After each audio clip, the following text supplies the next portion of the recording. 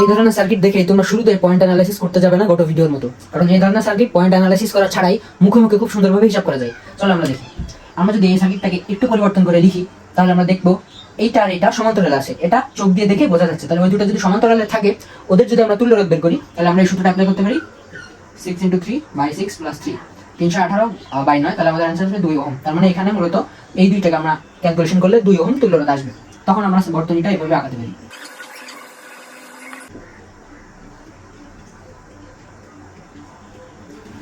এইবার এই সার্কিট আমরা স্বাভাবিকভাবে বুঝতে পারছি এই দুইটা রোধ আমাদের শ্রেণীতে আছে, তাহলে ওইটার দুটো যদি শ্রেণীতে থাকে আমরা এভাবে লিখতে পারি।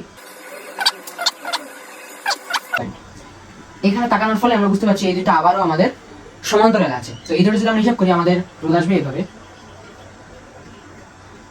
4 × 5/4 + 5, তাহলে 4 × 5 = 20/9 ওহম। তাহলে এখানে আমাদের আসবে 20/9 ওহম, এবং এখানে আমাদের আছে 4 ওহম, এখানে আমাদের আছে 8 ওহম। এ পয়েন্ট, বি পয়েন্ট। এবার আমরা দেখতে পাচ্ছি এখানে তিনটা রোধ আমাদের শ্রেণী সংযোগে আছে। তাহলে এই তিনটা রোধকে যদি আমরা যোগ করে দিই তাহলে আমরা আমাদের কাঙ্ক্ষিত ইকুইভ্যালেন্ট রোধ পেয়ে যাব। 4 + 8 + 20/9 12 + 20/9, অতএব আমাদের 14.22 ওহম।